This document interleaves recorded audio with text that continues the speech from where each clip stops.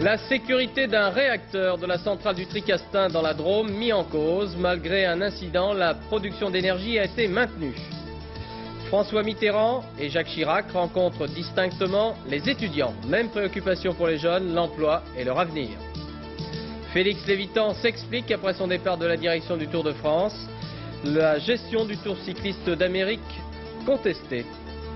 Aujourd'hui, vendredi 27 mars 1987, nouvelle journée de détention pour les otages français au Liban. Marcel Fontaine, Marcel Carton, Jean-Paul Kaufmann et Jean-Louis Normandin d'Antenne 2 n'ont toujours pas été libérés. Bonsoir. La centrale nucléaire du Tricastin, dans le département de la Drôme, a connu il y a plus d'un mois une fissure sur une tuyauterie d'un système de sécurité. Si les conditions des normes de sécurité avaient été respectées, la production d'énergie devait s'arrêter. Il n'en a rien été. De plus, on a attendu, selon une bonne vieille habitude dans ce domaine, plusieurs semaines avant de révéler cet incident. Explication Patrick Esther.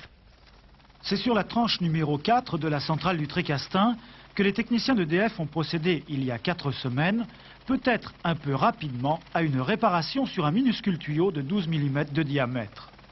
Une affaire a priori banale, si ce n'était que ce tuyau fait partie du système de sécurité chargé d'inonder de bord le cœur du réacteur.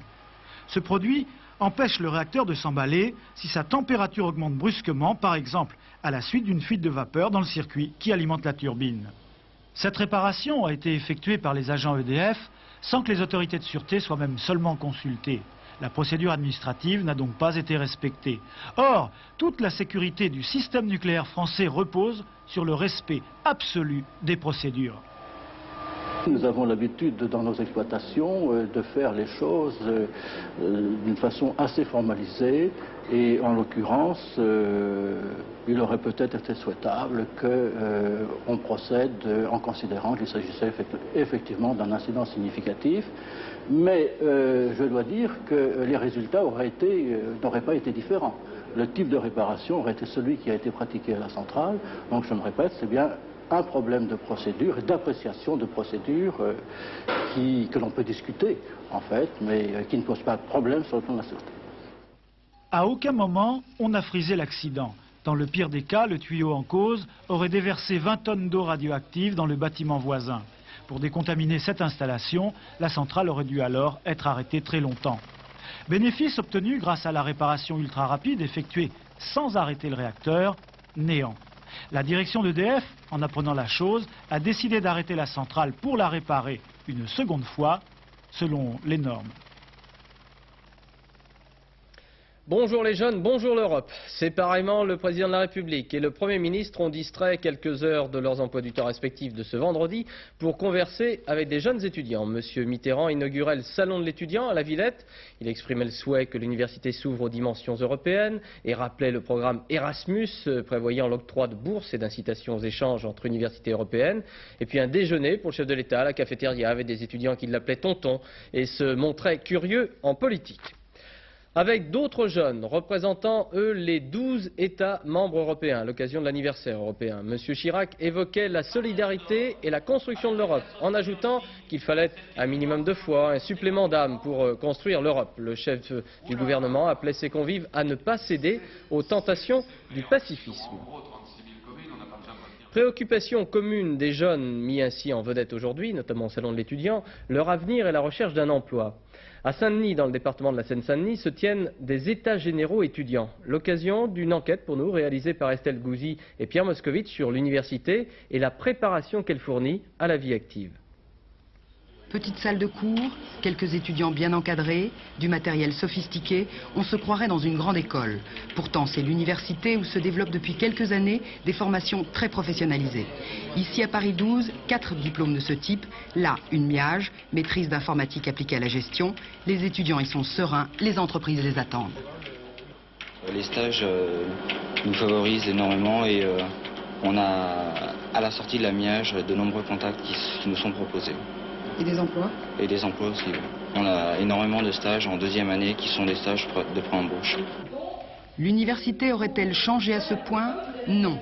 Ces formations, qui ne concernent que 300 étudiants, cohabitent avec d'autres, plus orientés vers la culture générale que vers les débouchés professionnels. Il faut absolument que l'université se préoccupe d'une certaine adaptation de ce savoir à l'embauche, c'est-à-dire à l'emploi, c'est-à-dire à la vie économique du pays.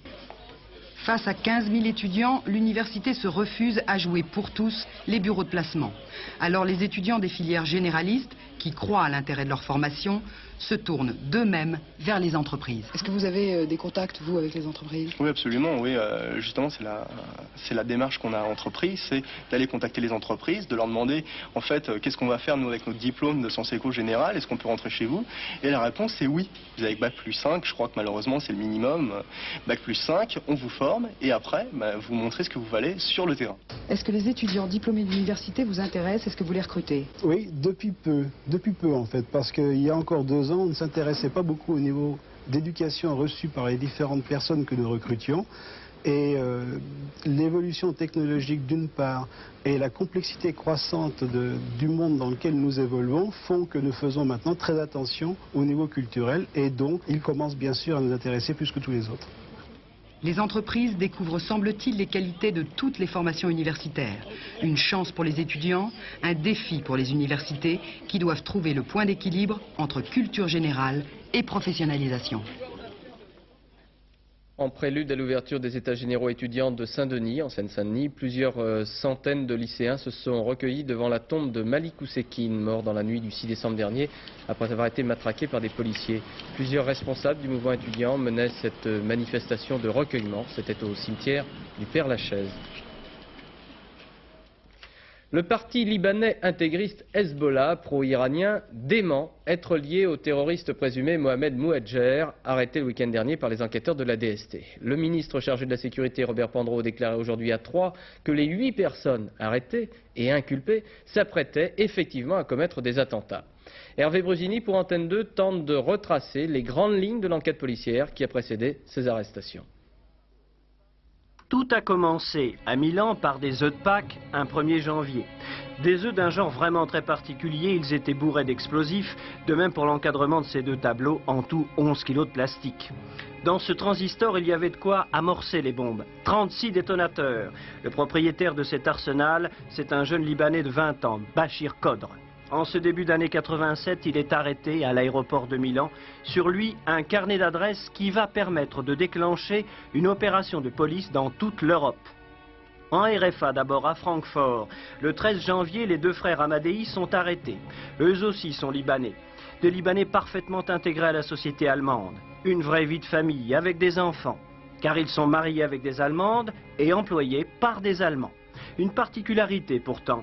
Le plus jeune des 2 frères transportait 9 litres d'explosifs liquides, du nitrométhane, dans ses bouteilles. À Paris, des bouteilles identiques contenant le même explosif sont saisies 2 mois et demi plus tard par la DST. Le contre-espionnage français avait été renseigné. Depuis 2 mois et demi, il enquêtait sur les 8 membres du réseau des Tunisiens. Samedi dernier, le piège était finalement tendu, ici même, rue de la Voûte. Les policiers connaissaient parfaitement l'existence de ce taxi. Lorsque son chauffeur est arrêté avec 2 complices dans le coffre de la voiture à côté des explosifs, les enquêteurs trouvent une pelle. Ali Fouad Saleh, le chef présumé du groupe, allait enterrer le nitrométhane pour le mettre en lieu sûr. Tous ces hommes étaient eux aussi parfaitement intégrés à la société française. Propriétaires de bistrots, patrons d'entreprises de parfums, ils constituaient la partie dormante du réseau. Celui qui les a recrutés est très certainement Mouhadjer Mohamed. Marié à une Française, il vivait ici, en banlieue parisienne. Il était officiellement étudiant en sciences religieuses à l'école des hautes études. En fait, il était, semble-t-il, en étroite relation avec les services secrets iraniens. Pour les policiers, cela ne fait aucun doute. Bachir Kodr en Italie, les frères Amadei en Allemagne, le réseau des Tunisiens en France, tout cela ne constitue qu'un seul et même réseau, peut-être la branche européenne du djihad islamique.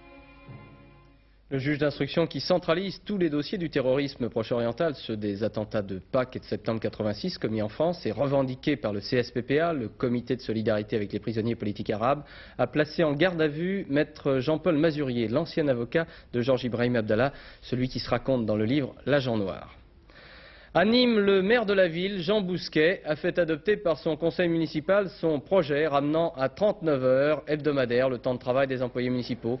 Le groupe socialiste avait quitté la séance pour protester contre le manque de concertation. On se souvient des incidents de lundi dernier à l'hôtel de ville de Nîmes lors du premier débat sur ce projet, incident au cours desquels un journaliste de Radio France a été grièvement blessé. Élection cantonale partielle dimanche en Meurthe-et-Moselle dans le canton de Dieulouard. Ce n'est pas une élection banale. Pour la première fois dans l'histoire du Parti communiste, un membre du parti, un rénovateur, Alain Amicabile, se présente à cette élection sans l'aval de sa direction. Reportage Henri Elie, Marcel Martin. Au dernier jour d'une campagne feutrée, un seul des candidats de ce canton rural est venu secouer quelque peu les traditionnels porte-à-porte par sa seule présence. À 38 ans, Alain Amicabile, rénovateur du PC, écarté du comité central et de la direction fédérale, lance un véritable défi. Prouver que les fidèles de Pierre Juquin sont capables de proposer une autre voie communiste sans pour autant renier leur idéal. Je suis communiste.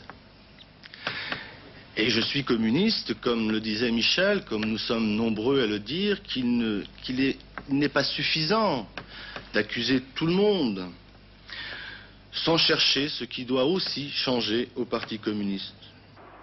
Face à lui, 4 autres candidats proposant tous, bien sûr, s'ils sont élus, l'emploi d'une rive à l'autre de la Moselle dans une région pourtant durement touchée par la crise sidérurgique. Conseiller municipal d'une bourgade voisine, Daniel Recher du Front National peut troubler le résultat de cette élection, son parti faisant régulièrement plus de 10% des voix. Autre inconnu de cette campagne, la présence d'un candidat indépendant, ancien membre du PS, Charles Garnet, exclu en 1977 pour avoir refusé la participation des communistes sur sa liste au municipal de la ville dont il est maire. Ces 3 premiers candidats, Amicabile, Recher et Garnet, peuvent chacun créer la surprise, mais l'on compte déjà sur eux pour les désistements du second tour. Tant il est vrai qu'au soir du 29 mars, l'on verra sans doute à l'image d'un scrutin national un candidat du PS, Yvon Tondon, le plus ancien élu local, fort de son ancienne expérience de député lors de la vague rose, face au candidat unique de la majorité. Hubert Dardenne, bien que soutenu par le RPR et l'UDF, n'appartient à aucune de ces 2 formations. Fils d'agriculteur, il reste parfaitement bien enraciné dans son canton et fait déjà figure de challenger au 2e tour. D'aucuns ont conclu que cette partielle de Dieulouard est plus ouverte qu'il n'y paraît. Première réunion patronat-syndicat sur la formation professionnelle. On veut adapter cette formation en aménageant les textes. Pas de réforme générale à prévoir. Les partenaires sociaux reprendront contact en juin au niveau interprofessionnel. Les groupes informatiques français Bull, américains Honeywell et japonais NEC s'accordent pour la constitution d'une société aux États-Unis, société commune de droit américain. Le ministre délégué au PET, Gérard Longuet, va proposer avant la fin du mois de mai une nouvelle baisse des tarifs téléphone. Cette baisse de l'unité de base serait minime. Actuellement, elle s'établit à 0,73 francs. Le produit des privatisations entraînera 5 milliards de francs de dotations supplémentaires à des entreprises publiques bénéficiaires, l'aéronautique, la SNCF et les autoroutes notamment. Explication avec Philippe Sassier. 2 milliards pour les autoroutes, c'est ce qu'avait annoncé Jacques Chirac mercredi dernier. Ce sont donc les premières bénéficiaires de cette manne financière. Elles pourront également disposer d'un emprunt de 3 milliards de francs. La SNCF se voit attribuer 1,4 milliard de francs supplémentaires destinés au financement du TGV Atlantique. L'aéronautique et l'électronique notamment devraient se partager les 800 millions accordés aux grands projets et surtout à la recherche dans l'industrie. Enfin, la chimie, c'est-à-dire CDF Chimie, reçoit également 800 millions qui lui permettront de mieux faire face à son déficit. Les travaux publics touchent donc la part du lion puisque la SNCF utilisera l'argent qui lui sera versé pour les infrastructures du TGV Atlantique. Sa construction ne sera pas accélérée, dit-on au ministère des Transports, mais son financement mieux assuré devrait permettre de payer plus vite les entreprises qui y travaillent. Quant aux 5 milliards pour les autoroutes, c'est vers la mi-avril en principe qu'on pourra connaître leur utilisation et leur répartition géographique. On estime à la Fédération des travaux publics qu'1 milliard de dépenses, eh bien cela représente la création de 3000 emplois directs et de 1000 emplois indirects. Enfin, en dehors de ces dotations, il faut noter que 6 milliards de francs supplémentaires seront affectés au remboursement de la dette de l'État. Au Tchad, la ville de Faye-à-Largeau a été prise ce soir par les forces gouvernementales tchadiennes. Information donnée à N'Djamena, confirmée à Paris. Les militaires libyens avaient opéré depuis 48 heures un repli quittant Faye-à-Largeau. En Italie, à Rome, le président de la République italienne a confié à Mme Nilde Iotti, qui est présidente de la Chambre des députés et membre de la direction du Parti communiste italien, un mandat exploratoire en vue de trouver une solution à la crise et de former un nouveau gouvernement. C'est la première fois dans l'histoire de la République italienne qu'un tel mandat est confié à une personnalité communiste. Attentat en Espagne, une voiture piégée a explosé devant un poste de la garde civile sur le port de Barcelone. Un mort et plusieurs personnes ont été blessées. Pas de revendication jusqu'à présent. Bruno Ledreff. C'est la police espagnole, la Guardia Civile, qui était visée. Le véhicule piégé se trouvait face à une petite caserne située sur le port de Barcelone. Le policier en faction devant le bâtiment est mort. 4 hommes qui revenaient d'une patrouille au moment où la bombe a explosé sont grièvement blessés. Ce soir, l'attentat n'est toujours pas revendiqué, mais il est probablement l'œuvre des indépendantistes basques de l'ETA. Ce n'est pas la première fois que l'ETA frappe à l'autre bout du pays, précisément en Catalogne. Comme les Basques, les Catalans représentent en effet une forte entité culturelle qui supporte mal le pouvoir central de Madrid. Et c'est le symbole de ce pouvoir que l'ETA veut frapper. Manifestation à Moscou de Refusnik. Une trentaine de juifs soviétiques qui souhaitent émigrer en Israël se sont rassemblés à proximité des bureaux des services d'émigration. Des policiers en civil les surveillaient, mais les manifestants n'ont pas été inquiétés. Parmi ces Refusnik, Yossif Begoun, libéré de prison il y a un mois. Yossif Begoun qui a confirmé que des entretiens à très haut niveau étaient en cours et qu'il espérait une modification de l'attitude des autorités soviétiques à l'égard du problème juif. La pose d'un stimulateur cardiaque permet dans certains cas de corriger ce que l'on appelle des détériorations intellectuelles grâce à un bon rétablissement du rythme du cœur. Une étude en ce sens a été présentée aujourd'hui au Salon de cardiologie pratique à Paris. Plus de 120 000 personnes vivent en France avec un stimulateur cardiaque, essentiellement des personnes âgées. Voyez l'enquête de Lucie Soboul et Noël Alexandre. À 77 ans, ce malade retrouve une nouvelle jeunesse grâce à un stimulateur cardiaque qu'il porte depuis une semaine. Les vertiges et les syncopes dont il souffrait, conséquence d'un ralentissement de son rythme cardiaque, ont disparu. Je me sens très bien, on retrouve une nouvelle santé. J'ai plus d'établissements, tout va bien, je me sens à mon aise, je marche mieux. Cela, c'est le premier effet du stimulateur. Le cœur retrouve un rythme adapté et les malades une vie presque normale. Ce malade ne savait pas encore que le stimulateur peut aussi améliorer les fonctions intellectuelles. C'est son deuxième effet. Une étude effectuée depuis 2 ans sur 700 malades âgés montre qu'en améliorant le débit sanguin et donc l'irrigation du cerveau, on peut stimuler l'activité cérébrale et intellectuelle. Des examens et des tests mesurant les fonctions cérébrales l'ont prouvé, comme ce dessin incohérent puis plus structuré après la pose du stimulateur. Il récupère une meilleure audition, il récupère une meilleure vision, il récupère la marche alors qu'ils sont grabataires, il récupère un examen électroencéphalographique pratiquement normal et il récupère la mémoire et l'intelligence. Nous avons voulu quantifier ces bons résultats et simplement affirmer qu'en cas de pose de stimulateur cardiaque chez un sujet qui apparemment est grabataire, nous pouvons lui rendre son autonomie au bout de 8 jours. Mais la pose d'un stimulateur ne sera d'aucun secours si la détérioration intellectuelle est simplement due au vieillissement du cerveau.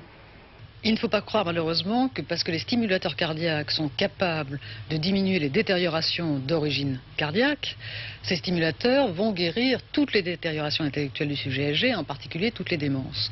La majorité des démences ne relèvent pas d'une cause vasculaire, mais au contraire d'autres phénomènes qu'on appelle dégénératifs. Et la mise en place dans ce dernier cas d'un stimulateur cardiaque, à l'heure actuelle, ne permet pas de guérir ces démences. Ces résultats encourageants restent donc limités. D'autres études devront préciser dans quel cas on peut espérer une récupération des facultés mentales. Échec du lancement par la fusée Atlas Centaure à Cap Canaveral aux États-Unis d'un satellite militaire de communication. 51 secondes après le lancement, le centre de contrôle a perdu le contact avec la fusée et les techniciens américains ont pris la décision de la détruire. Alfa Romeo interrompt sa collaboration avec Ligier. Le constructeur automobile italien n'a pas apprécié les critiques du pilote français René Arnoux, mettant en cause les moteurs Alfa Romeo qui doivent équiper pour la prochaine saison de Formule 1 l'écurie de Guy Ligier. Commentaire Dominique Leglou. Malheureuse équipe Ligier, déjà privée de Jacques Lafitte insuffisamment remis, voici qu'elle perd maintenant son nouveau moteur Alfa Romeo. Renault s'étant définitivement retiré en fin de saison dernière, Ligier avait opté pour le turbo Alfa Romeo. Un turbo qu'il fallait mettre au point, dont on connaissait par conséquent ni la puissance réelle, ni les limites. Or, hier, à la suite d'une séance d'essai sur le circuit d'Imola, René Arnoux aurait porté un jugement très sévère à l'égard des moteurs. Il est impossible de réaliser des essais sérieux lorsque les moteurs cassent tous les 2 tours. D'où la colère d'Alfa Romeo et l'interruption de la collaboration. On peut tout de même se demander si ce n'est pas un prétexte qui masque les difficultés rencontrées par Fiat, qui vient de racheter Alfa Romeo et qui souhaite peut-être reporter toute son attention sur Ferrari. Mais ce n'est qu'une hypothèse. Félix Lévitan, écarté de la direction du Tour de France cycliste, laisse entendre qu'il se tournerait vers les tribunaux pour que soit reconnue son honnêteté. Lors de son départ, on a fait allusion à des problèmes de gestion, concernant notamment le Tour d'Amérique. Cette épreuve aurait enregistré un déficit de plusieurs centaines de milliers de dollars. Monsieur Lévitan se défend. Enquête Alain Vernon, Henri Bodiguel. L'origine de l'affaire Lévitan remonte, semble-t-il, ici, en 1983, au premier Tour d'Amérique. Une société spécialement créée pour l'épreuve, la WTC, accuse à l'arrivée un déficit de 500 000 $. Déficit remboursé selon Félix Lévitan, c'est l'information de ce soir, avec l'argent de CBS chargé de la couverture télévisée. Le fait que la société américaine qui avait pris en charge l'organisation du Tour of America s'est plus ou moins remboursée sur des droits qu'elle percevait à titre personnel de CBS, c'est tout le problème. Le vrai problème en réalité, c'est qu'on ne sait pas ce qui est reproché à Félix Lévitan dans cet imbroglio financier américain. En apportant son aide aux organisateurs, la Société du Tour de France a, semble-t-il, investi des sommes importantes et n'a en contrepartie retiré aucun bénéfice. Félix Lévitan est-il coupable? Cette hypothèse serait fausse. Lorsque l'on fait un rapprochement entre cette organisation qui a eu lieu et le déficit qu'elle entraîne et la Société du Tour, il y a là un amalgame et des insinuations qui alimentent justement ces rumeurs qui ne sont absolument pas fondées. Il n'y a pas le trait d'union tel que actuellement la presse ou les gens, d'une façon générale, le laissent entendre. Conclusion, si Félix Lévitan situe le problème au Tour d'Amérique, son avocat, lui, nie sa responsabilité. Le mystère reste donc entier. Que reproche-t-on à Félix Lévitan du côté des responsables de la Société du Tour de France? Et pourquoi l'a-t-on aidé à démissionner comme il le prétend? En tout cas, au moment où le Tour franchit les frontières de l'Europe, le cyclisme va souffrir d'une affaire dont le prochain épisode aura lieu mercredi pour une conférence de presse attendue de l'ancien patron du peloton français. Au théâtre de l'Atelier, Michel Bouquet joue le malade imaginaire. Michel Bouquet retrouve après 17 ans d'infidélité un personnage de Molière et rappelle avec tout son talent qu'il n'y a de neuf que Molière, pour parodier le mot de Sacha Guitry. Reportage Georges Bégou, Philippe Menu. Oh, voilà mon petit doigt qui me dit quelque chose que vous avez vu et que vous ne m'avez pas dit. Ah, mon papa, votre petit doigt est un menteur. Prenez garde! Il est attendrissant, mais également bouffon. Ah, Toki! Tu veux m'étouffer? C'est là! Et parfois, il devient pathétique. Ah, que d'affaires. Je n'ai pas seulement le loisir de songer à ma maladie. Ce qui m'a retenu, c'est la présence, enfin, de la mort, quand même, dans la pièce. Ce qui m'a retenu, c'est aussi l'amour de la vie, qui est comment dirais-je, magnifié par Molière. C'est-à-dire qu'au moment de mourir, il se dit rien n'est plus beau que de vivre. Il faut avoir un peu subi ce genre de choses pour essayer de savoir comment ces choses qui ne sont pas très rigolotes peuvent être quand même très amusantes pour les gens qui regardent. Qui est votre médecin? Monsieur Purgon. Cet homme-là n'est point écrit sur mes tablettes entre les grands médecins. De quoi dit-il que vous êtes malade? Il dit que c'est du foie, et d'autres disent que c'est de la rate. Ce sont tous des ignorants, c'est du poumon que vous êtes malade. Du poumon? Oui, que sentez-vous? Je sens de temps en temps des douleurs de tête. Justement, le poumon. Il me semble parfois que j'ai un voile devant les yeux. Le poumon. J'ai quelquefois des maux de cœur. Le poumon. Je sens parfois des lassitudes par tous les membres. Le poumon. Et quelquefois il me prend des douleurs dans le ventre, comme si c'était des coliques. Le poumon. Vous avez appétit à ce que vous mangez? Oui, monsieur. Le poumon. Vous aimez en boire un peu de vin? Oui, monsieur. Le poumon. Et il vous prend un petit sommeil après le repas et vous êtes bien aise de dormir. Oui, monsieur. Le poumon, vous dites. Et que vous ordonne votre médecin pour votre nourriture? Il m'ordonne du potage. Oh! Ignorant! De la volaille. Ignorant! Du veau. Ignorant! Des bouillons. Ignorant! Des œufs frais. Ignorant! Et le soir, de petits pruneaux pour lâcher le ventre. Michel Bouquet, vous aurez le plaisir de le retrouver demain. Il sera l'invité de Samedi chez vous à 13 h avec Noël Mamère. Pour les pronostics de Pierrette Bresse, si vous voulez bien les noter, c'est dans le prix de la Gloriette demain à Saint-Cloud. Il y aura 23 partants. Pierrette vous propose de jouer le 2 Lucky Vampoa, le 13 Scented Rose, le 12 Sunny Ant, le 17 Heavenly Pearl, le 19 Coup de Maître, le 7 Zagliago, le 11 Scotch Eagle et le 21 On Horse. Voilà pour les pronostics. Pour la météo un peu triste parce qu'avec une tempête qui s'est abattue sur l'Angleterre, faisant 6 morts, un disparu. Un marin français, Laurent. Oui, absolument. On va regarder tout de suite quelques images de cette tempête, très violente tempête qui s'est abattue sur l'Angleterre où les vents ont parfois soufflé à plus de 150 km/h. L'image la plus impressionnante, c'est celle-là. Celle de ce train qui a été littéralement coupé en deux par un arbre déraciné. Et évidemment, le trafic a été interrompu. Des vagues de plusieurs mètres en mer où un marin français a disparu. Et surtout 4 chauffeurs de poids lourds qui sont morts lors de collisions provoquées par des rafales de vent qui ont retourné leur véhicule. On ne compte plus les murs effondrés, les voitures cabossées et les cours d'eau qui sont sortis de leur lit.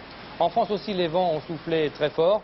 Des vents qui ont atteint 145 km/h aux alentours de Cherbourg et 133 km/h aux alentours de Dunkerque, où un camion a été renversé sur l'autoroute l'île Dunkerque. Heureusement, demain, ça se calme, un peu moins de nuages, un peu moins de pluie, un peu moins de vent. Regardez la carte du temps prévue pour demain, justement. Il y aura encore un ciel très couvert sur toute la moitié sud du pays. C'est la perturbation qui était aujourd'hui sur le nord. Elle sera demain sur le sud, avec quelques risques de neige sur les Alpes et sur les Pyrénées. À l'arrière, un temps plus variable, avec quelques éclaircies, mais toujours des vents d'ouest assez forts et toujours des averses, toujours des nuages, mais enfin quelques rayons de soleil qui nous feront du bien. Les températures, elles sont en baisse très importante, de 6 à 8 degrés sur la moitié nord seulement, ça n'est pas beaucoup, et de 9-10 degrés sur le massif central, jusqu'à 14 degrés près de la Méditerranée, un seul 15, il est à Bastia. On termine avec notre agenda, demain sera le samedi 28 mars, le soleil se lèvera à 6h39, se couchera à 19h13, 4 minutes de soleil en plus, et nous fêterons les Gondrans.